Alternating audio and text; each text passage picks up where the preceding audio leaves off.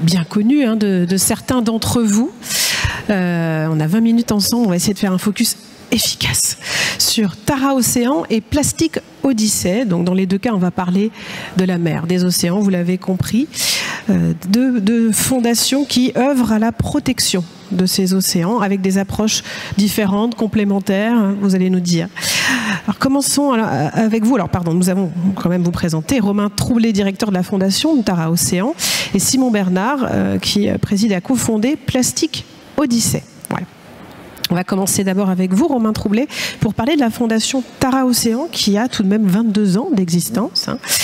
Quelle était l'ambition de départ? Bonjour à toutes et tous. Tout le monde m'entend bien? Ça marche? Ok. Non, ça marche pas au fond, on n'entend rien. Parlez plus fort en fait. Ouais. Ok, merci. Il faut booster la voix. Bonjour à toutes et tous. Effectivement, je dirige la fondation Tara Océan depuis qu'elle a été créée il y a 22 ans par deux fondateurs.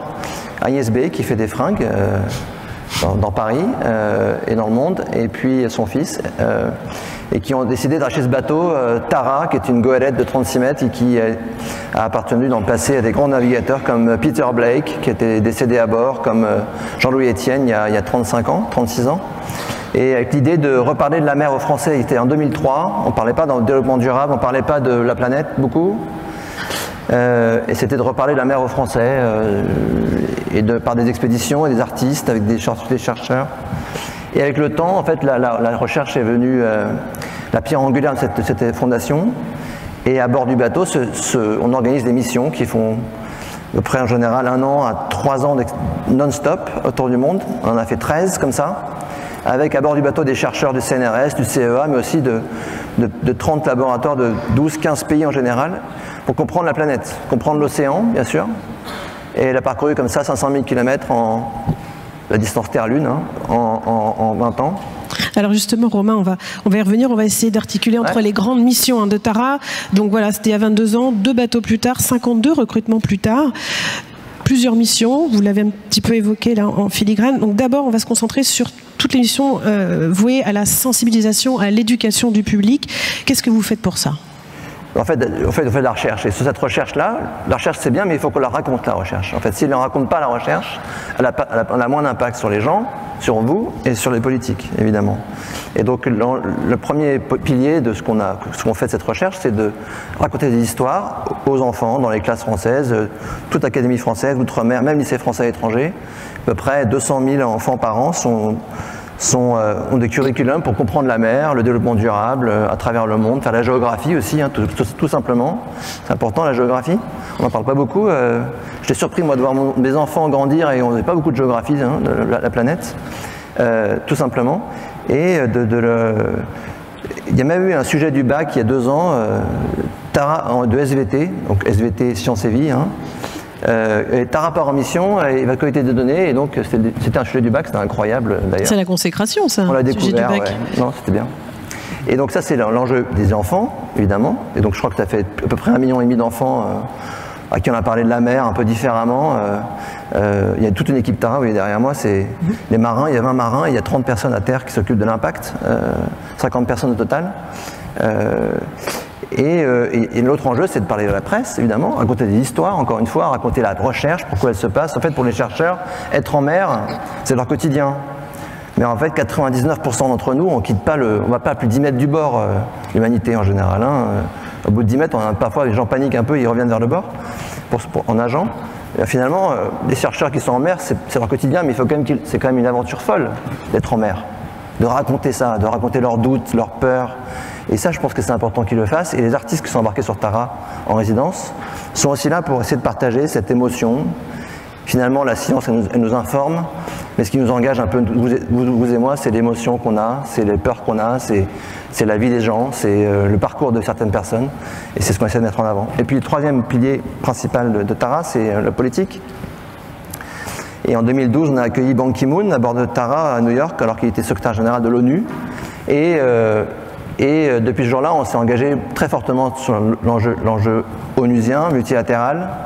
On est devenu observateur spécial à l'ONU, donc on peut aller dans toutes les COP, on est badgé dans toutes les COP, on peut participer à tous les débats, et on fait monter, si possible, la recherche, la connaissance, On fait prendre la parole à des scientifiques sur scène. On fait beaucoup de side events, parce que vous savez, à l'ONU, dans la grande salle, on lit des textes, mais dans les couloirs, on discute. Et c'est dans les couloirs que ça se passe. Et certains d'entre vous le connaissent bien. Et toujours pour défendre la recherche. Et pourquoi la recherche est importante? Parce qu'en fait, l'océan ne connaît pas beaucoup de choses. On impacte très fortement. Il y a urgence à s'en préoccuper. Le plastique, on en parlera sans doute. Tu en parleras après moi beaucoup, Simon. Mais le climat est pour moi le principal perturbateur. La température. Hein. L'océan s'est réchauffé d'1 degré depuis 70 ans, 80 ans. 1 degré, c'est pas beaucoup, mais 1 degré, pour vous et moi, c'est 1 degré de fièvre. 1 degré de fièvre, on n'est pas là ce matin. 2 degrés de fièvre, on est à l'hôpital. Donc 1 degré pour les écosystèmes marins, c'est énorme. C'est énorme ce qui s'est passé déjà. Et ça affecte quoi? Ça affecte la capacité de l'océan à faire tout ce qu'il fait pour nous. L'oxygène produit, le carbone stocké. Et ça, pour les gens qui sont comme vous ici, des assureurs, il y a des enjeux de risque globaux hein, qui sont très attachés à l'océan. Et aujourd'hui, on a le peu de connaissances qu'on a du mal à pricer ce risque. Et je crois qu'un des enjeux de demain, c'est de soutenir cette recherche fondamentale le plus possible pour essayer de davantage être capable de pricer le risque qui vont advenir demain. Alors justement, vous parlez de soutien à la recherche. Comment se finance Tara Océan? Alors Tara, la recherche c'est public, hein, c'est des financements publics. Les chercheurs sont financés par le CNRS, par l'ANR, par l'Europe, par la Commission européenne, par même des appels d'offres internationaux. Mais les bateaux, tout l'impact dont j'ai parlé jusqu'à maintenant, c'est financé par des fonds privés, à 50% par des family office, des gens comme vous et moi qui soutiennent le projet de façon importante chaque année, et à 50% par des entreprises comme AXA, comme BNP Paribas, comme L'Oréal, comme Agnès B évidemment depuis le début. Et ça veut près un budget de 8 millions d'euros par an, la Fondation Tara Océan, au total, et 50 salariés. Les objectifs. Et on cherche encore des partenaires, donc si ça vous intéresse d'aller sur la mer, on peut vous emmener. Oui, parce que des projets financés, il y en a justement. Qu'est-ce qui est en ligne de mire là? On est en train de changer d'échelle parce que ce bateau-là que vous voyez sur l'image, on vient de le construire on vient de le récupérer il y a 1 mois, les clés du bateau. Il y a beaucoup de camions ce matin, j'ai vu, oui, donc je parle camion. Vous êtes dans le thème. Et ce bateau, il vient d'être parti des côtes de France, de l'Orient. Il est arrivé à Longyearbyen, donc au Svalbard, il y a 2 jours. Et va entamer une série de tests. Et cette base polaire, qui est un bateau un peu spécial, hein, qui ressemble à rien du tout qu'on connaît, qui navigue pas trop mal dans la pétole, mais dans la tempête, je ne sais pas encore trop comment ça va se passer. Qui a une forme un peu particulière. Et ce bateau, il va aller dans la glace au pôle Nord pendant les 20 ans qui viennent. Il va faire 10 dérives du nord du détroit de Bering, un peu de géographie encore, jusqu'au nord de l'Europe, le détroit de Fram. Et cette dérive, elle dure 400-500 jours, 1 an et demi. Et à bord du bateau vont se succéder des chercheurs pour comprendre aujourd'hui le climat. L'océan Arctique au pôle Nord, c'est le seul océan polaire de la planète. C'est le seul océan polaire où il fait nuit 4 mois, 5 mois de l'année et où la vie résiste. Comment elle le fait? Quels sont ces organismes qui font ça? Ils sont inconnus de la planète, hein, de l'humanité encore aujourd'hui. Ils vont changer parce que ils vont prendre de plein fouet le changement climatique. L'Arctique se réchauffe 3 fois plus vite qu'ailleurs dans le monde, et donc c'est un peu un laboratoire de changement climatique. Ce qui va se passer là-haut, c'est ce qui passera dans nos vignobles, dans nos territoires en France, dans les 2 décennies qui viennent. Et puis la goélette, par contre, elle va continuer sa route. Hein, la goélette, elle va aller en Asie du Sud-Est pendant 2 ans. Elle partira en décembre prochain. S'intéresser au récif corallien de cette zone-là, parce qu'en fait, dans cette zone-là, c'est une bonne nouvelle. C'est que depuis 10 ans, on observe que le corail résiste et se développe, alors que dans le reste du monde, les récifs coralliens sont en train de disparaître. Donc c'est un sujet, pour une fois, un peu positif, et on va essayer de comprendre pourquoi, avec les biologies moléculaires, l'ADN, la génomique, la microscopie, toute la technologie qu'on peut avoir dans la médecine aujourd'hui, qu'on peut déployer aujourd'hui sur l'océan. Et puis après, la goélette Tara va encore un autre projet, c'est de faire le tour de l'Antarctique en 28 et 29-30 même. Donc il y a pas mal de projets devant à venir. Qu'on va suivre avec intention. Alors, vous l'avez vu, l'exercice est compliqué, hein, c'est 10 minutes chacun. Je vous passe la petite zapette, Romain, à Simon, parce qu'on va parler un peu maintenant de Plastic Odyssey, une aventure un peu plus récente. En même temps, Tara Océan, 22 ans, c'est quand même une belle longévité déjà, puisque Plastic Odyssey commence en 2016, fondé par un ingénieur et par 2 officiers, anciens officiers de la marine marchande, dont vous faites partie, Simon. Quel a été le déclencheur de cette aventure ? Oui, donc, merci, bonjour à toutes et à tous. Le déclencheur, c'est une escale. Alors j'étais officier de marine marchande, mon métier c'était de naviguer, c'était d'être sur des bateaux, mais en réalité quand on est en mer, on voit pas vraiment cette pollution plastique puisque ça flotte pas forcément, c'est des microparticules, donc c'est pas visible comme on peut l'imaginer. Par contre, quand on fait escale, parfois dans certains pays, on prend de plein fouet cette pollution, et c'était mon cas en 2016 quand j'ai fait escale à Dakar, dans la baie de Han, une photo très colorée de ce qui est devenu cette plage qui était une des plus belles plages d'Afrique de l'Ouest. Et donc ça a été un peu le point de départ en se disant qu'est-ce que je peux faire avec mon background qui est plutôt technique, d'ingénierie, pour arriver à trouver des solutions et les mettre en place, en particulier dans les pays du Sud. Pourquoi il y a urgence? Est-ce que vous avez quelques données à nous donner là, sur le plastique dans les océans? Ça représente quoi? Alors les chiffres sont assez variables globalement, et à peu près 20 tonnes de plastique qui se déversent toutes les minutes dans l'océan. Donc c'est des quantités qui sont difficiles à imaginer tellement ça représente des volumes, des masses énormes. Et la problématique, c'est qu'il y a aussi une grande partie des déchets qui sont générés aujourd'hui, qui sont brûlés à l'air libre. Donc une petite partie qui termine dans l'océan, une grande partie qui est brûlée, ça on le voit autour du monde. Quand on n'a pas de moyen de se débarrasser de ces déchets, on les brûle, on fait un tas, on les brûle. Ou ça c'est une décharge en Guinée, dans laquelle on a été. La décharge entière brûle pour s'en débarrasser. Donc il y a un vrai sujet évidemment de réduction, on va en parler, à la source. Et puis tout cet héritage, il y a 5 milliards de tonnes de déchets plastiques qui ont été produits par l'humanité et qui n'a pas été géré. Donc c'est une sorte d'héritage. Et il faut réussir à faire du mieux qu'on peut avec cet héritage.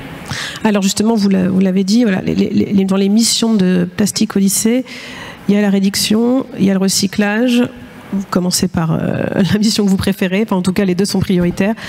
Qu'est-ce que vous faites concrètement pour agir? Alors ce qu'on a fait, c'est qu'on a eu la folie d'acheter un navire de 50 ans et de passer 3 ans à le refiter intégralement. Ça a été très compliqué, mais on a pris la mer en 2022, en octobre 2022, à bord de ce navire qui est une sorte de laboratoire où on expérimente. Le but, c'est pas d'aller nettoyer l'océan, mais c'est vraiment d'expérimenter des solutions, à la fois de réduction du plastique à l'avant du bateau et de recyclage à l'arrière, pour accompagner des entrepreneurs du monde entier et faire en sorte que ces solutions se répliquent. Donc ça fait 2 ans et demi qu'on parcourt le monde, 35 escales, le bateau est en ce moment dans l'océan Indien, aux Comores, et donc à chaque escale, vous voyez que c'est plutôt des pays du Sud qui nous intéressent. On a ces 3 axes-là, ces 3 missions. La première qui est très importante, qui est la réduction. Comment est-ce qu'on arrête d'utiliser du plastique en parallèle de ce que peut faire Tara et d'autres acteurs à une échelle internationale pour vraiment avoir un traité plastique fort et arrêter la production de plastique. Nous, on s'intéresse aux solutions locales qui peuvent accompagner ça. Je vous en montre 2-3. Ça, c'est un chercheur à Maurice qui transforme les déchets agricoles en pots de semis. Donc ça apporte un revenu complémentaire pour les agriculteurs en utilisant les déchets de l'ananas, du bananier, et ça permet d'éviter ces pots de semis en plastique. On a rencontré un projet aussi qui fait des glacières pour les pêcheurs à partir de la fibre de coco, de la noix de coco, et donc qui remplace le polystyrène. Et puis on a un système qu'on expérimente à bord du bateau qui permet de potabiliser l'eau, donc d'avoir de l'eau en vrac, sans bouteilles plastiques, qui nous a permis d'économiser 25 000 bouteilles d'eau en 2 ans, donc c'est quand même assez significatif. On est 20 personnes à bord, ça fait quasiment 1 tonne de plastique. Donc ça, c'est des solutions très concrètes qui peuvent être répliquées. On a aussi ce volet qui est qu'est-ce qu'on fait des déchets du passé, ceux qui sont là, comment est-ce qu'on arrive à réduire l'impact au maximum. Ça va rester du plastique, c'est pas formidable, mais on peut essayer de limiter cet impact. Donc c'est ce qu'on essaie de faire en développant des micro-usines de recyclage qui tiennent dans des containers maritimes et qui permettent de fabriquer des produits finis à assez forte valeur ajoutée pour avoir des modèles économiques rentables dans les pays. Donc on en a installé une dizaine au Sénégal, aux Philippines, donc avec un modèle rentable qui va pouvoir, en parallèle de toute la partie non-profit qu'on fait, se développer avec des fonds, et l'objectif c'est de faire 200 usines d'ici 2030, donc ça va représenter à peu près 100 000 tonnes de plastique traité par an et 10 000 emplois. Donc ça c'est le global. On a aussi un volet important, on en parlait sur l'éducation. La sensibilisation comme Tara Océan. La sensibilisation, on dit souvent qu'un enfant sensibilise 6 adultes. Il y a même un nouveau terme maintenant, j'ai découvert ça dans un article du Monde qui s'appelle le parentissage. C'est le fait d'être éduqué par ses enfants. Et ça, on le voit au quotidien et c'est assez puissant. Donc on a décidé de se concentrer, quand on parle de grand public, plutôt sur les plus jeunes. On accueille 500 à 700 enfants à bord du bateau.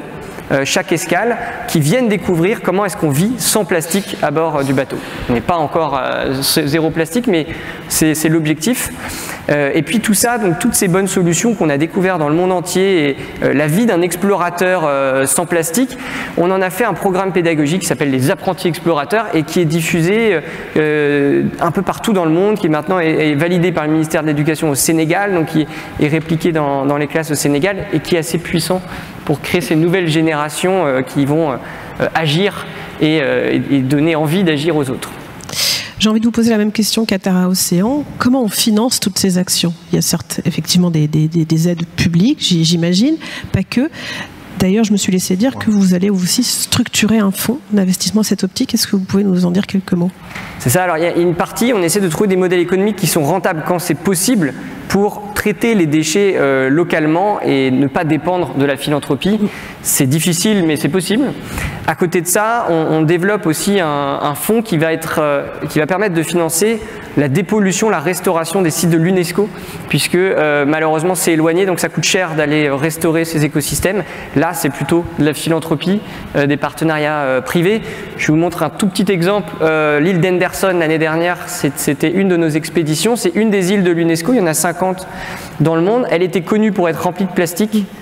Elle était aussi connue pour être impossible à nettoyer parce qu'il y avait une barrière de corail très difficile à franchir, donc personne n'avait vraiment réussi. Et je vous montre rapidement l'idée un peu folle qu'on a eue. On a utilisé un parachute ascensionnel pour faire voler les déchets au-dessus de la barrière de corail. Personne n'avait vraiment de solution, les hélicoptères étaient interdits parce qu'il y a des espèces endémiques. Et donc finalement on a trouvé cette solution. On a réussi à extraire les 9 tonnes de plastique qu'il y avait sur cette île. Par les airs en partie, avec d'autres techniques qu'on a développées. Et donc on s'est dit qu'on n'allait pas s'arrêter en si bon chemin. On a signé récemment un partenariat avec l'UNESCO pendant l'UNOC pour aller dépolluer les 25 îles prioritaires de l'UNESCO. Alors sur ces sites marins, c'est 0,5% de la surface terrestre et c'est 20% du carbone bleu stocké. 15% de la biodiversité marine, donc il y a une sorte de hotspot de biodiversité prioritaire à nettoyer et rempli de plastique. Allez, il nous reste même pas une minute, là, juste pour vous deux, en quelques mots, le mot de la fin sur un petit peu votre état d'esprit, vous qui êtes en mer les 3/4 de l'année, pour pas dire plus. Voilà.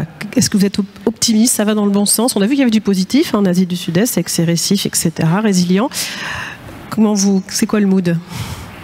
Qui veut commencer?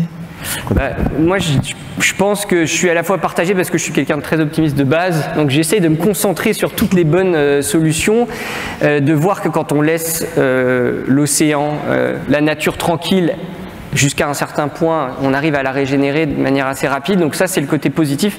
Le côté négatif, c'est que tous les jours, on est confronté à toutes ces pollutions diverses, que ce soit plastique ou autre, de la pêche, même à la dynamite, ça se fait encore. Hein, on a pu le voir en Indonésie. Donc il y a ce double... il y a un espoir d'un côté et quand même une inquiétude forte de ce qui se passe. Non, moi je suis optimiste aussi de nature, et donc je pense qu'on fait ce métier, je pense qu'on doit l'être, parce que sinon on raccroche assez vite. Non, moi quand j'entends la décarbonation, l'accord de Paris qui n'est pas respecté, mais quand même qui a changé le monde, la trajectoire qui sont prises par les entreprises aujourd'hui sur ces sujets, je pense qu'il ne faut pas séparer, on a tendance à parler que de décarbonation aujourd'hui dans l'économie. Je pense qu'il ne faut jamais séparer la biodiversité de la décarbonation. La biodiversité et le climat, c'est la même pièce. Hein. Et puis bien sûr, décarboner, déplastifier, c'est le futur. Et ceux qui vont le plus vite possible aujourd'hui, qui arrivent à y aller malgré les contraintes économiques, seront évidemment ceux qui en tireront les bénéfices à moyen et long terme. Donc, moi, encore une fois, on est là aussi pour raconter ce qui se passe vraiment et montrer aussi ce qui se passe vraiment. Parce que dans le quotidien de tout un chacun, finalement, parfois on perd on perd la raison pour laquelle on s'engage en fait. Je pense qu'il faut toujours rappeler ça. Gardez les caps. Un grand merci à tous les deux pour ces témoignages inspirants. Merci beaucoup. On peut vous applaudir.